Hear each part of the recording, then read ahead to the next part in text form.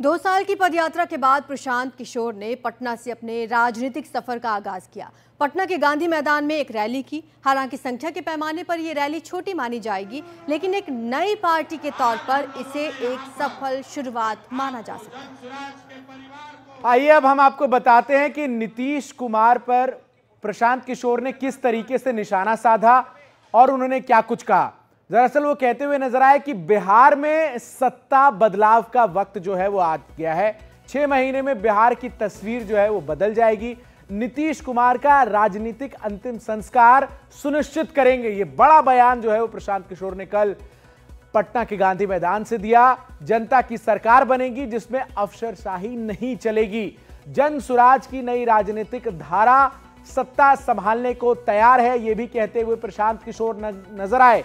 अब न जंगल राज न झूठा विकास, ये कहते हुए उन्होंने आरजेडी और जेडीयू दोनों पर निशाना साधा और 10 दिन के अंदर बिहार बदलाव यात्रा की वो शुरुआत करेंगे। यानी एक बार फिर से पदयात्रा पर वो निकलते हुए नजर आएंगे, इसका भी उन्होंने ऐलान कर दिया है।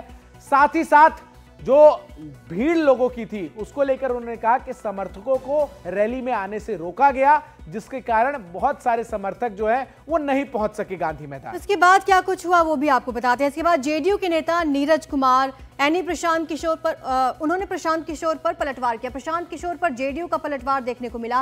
रैली में काफी कम लोग जुटे, ऐसी बात सामने आई है। साथ ही ये भी कहा गया कि गांधी मैदान में सामान्य तौर पर टहलने वाले जितने ही लोग थे, यानी कि गांधी मैदान में सिर्फ उतने लोग पहुंचे थे जो सामान्य तौर पर यहां टहलते रहते हैं। रैली के माध्यम से पीके ने खुद को बेनकाब किया है, ये भी जेडीयू की तरफ से बयान आया। कहा गया असफलताओं का दोष दूसरों पर मढ़ने का कोई मतलब नहीं है। साथ ही उन्हें और भी बयानों में घेरा गया, बड़ी बड़ी बातें करने से कोई बदलाव नहीं आता, ये भी जेडीयू की तरफ से पलटवार प्रशांत किशोर पर किया गया। कहा पीके की राजनीति का शटर अब गिर चुका है, ये भी बड़ा बयान जेडीयू ने दिया।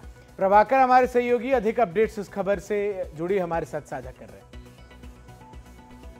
जी बिल्कुल, देखिए कल जो प्रशांत किशोर की रैली हुई है पटना में, वो रैली हालांकि संख्या के हिसाब से अगर आप देखें तो उसे सभी विपक्षी दल फ्लॉप बता रहे हैं और हम लोग भी वहाँ खुद मौजूद थे, तो संख्या बल भले ही उतनी ना आई हो। और गांधी मैदान जो कि पटना का बड़ा मैदान है, ज़्यादातर पॉलिटिकल रैलीज जो है वहीं पे होती हैं, राजनीतिक रैलियाँ जितनी भी होती हैं, तो अगर उनसे आप कंपेयर करेंगे तो संख्या बल जरूर कम थी।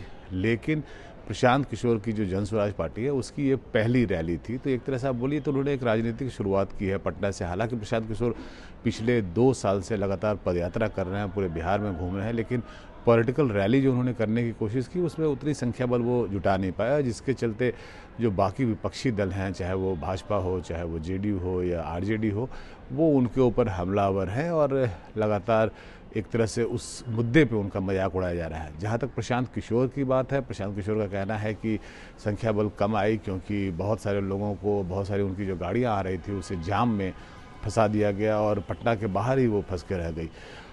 पॉलिटिकल मैसेजिंग जो प्रशांत किशोर ने किया उस रैली से वो ज़्यादा दिलचस्प है। वो सीधे नीतीश कुमार पे हमलावर थे, वो तेजस्वी यादव पे हमलावर थे और उन्होंने मन से ऐलान किया कि ये नीतीश कुमार 2025 का जो इलेक्शन होना है बिहार में, वो नीतीश कुमार का पॉलिटिकल फ्यूनरल है। सो एक बहुत बड़ा स्टेटमेंट है किसी भी चीफ मुख्यमंत्री के लिए, क्योंकि नीतीश कुमार अभी मुख्यमंत्री हैं और उनके लिए अगर कोई बोल रहा है कि एक पॉलिटिकल फ्यूनरल होगा 2025 का जो चुनाव होगा और इसके बाद नीतीश कुमार किसी भी हालत में मुख्यमंत्री नहीं बनने जा रहे हैं। ऐसी बात उन्होंने जब एनडीटीवी से एक्सक्लूसिव बातचीत की थी तो उसमें भी उन्होंने कहा था कि नीतीश कुमार जो हैं वो इस बार जो अंतिम 6 महीने के वो मुख्यमंत्री हैं और उसके बाद दोबारा नीतीश कुमार कभी भी मुख्यमंत्री बनने का सोच भी नहीं सकते। और अगर खुदा न खास्ते अगर भाजपा और एनडीए जो है वापस अगर सत्ता में बिहार में आ भी गई तो भाजपा उन्हें किसी भी कीमत पे मुख्यमंत्री नहीं बनने होंगे। तो प्रशांत किशोर लगातार अपने भाषणों में, अपने स्टेटमेंट्स में वो नीतीश कुमार और तेजस्वी यादव पर हमलावर रहते हैं और पूरी कोशिश है, पूरी कवायद है जन स्वराज की कि एक तरह से वो तीसरे फोर्स के रूप में बिहार में इस बार चुनाव में उतरें। उनकी तैयारी पूरी 243 सीटों पर है। हालांकि वो कितने सीट जीत पाते हैं ये देखने वाला दिलचस्प होगा और इस पे अभी कयास नहीं लगाए जा सकते, लेकिन उनकी तैयारी जो है वो पूरे 243 सीटों पे है और वो जो हमला करते हैं, जो राजनीतिक हमला करते हैं, वो लगातार चाहे वो भाजपा हो, चाहे वो जेडीयू हो, चाहे वो नीतीश कुमार हो या आरजेडी हो, वो किसी को भी बख्शते नहीं हैं। तो एक तरह से उन्होंने अपना मैसेजिंग क्लियर कर दिया है कि जब चुनाव होगा तो दोनों दल जो हैं, चाहे वो नीतीश कुमार हो या तेजस्वी का दल हो, वो दोनों उनके निशाने पर रहेंगे और वो एक तीसरे विकल्प के रूप में मैदान में होंगे। जी।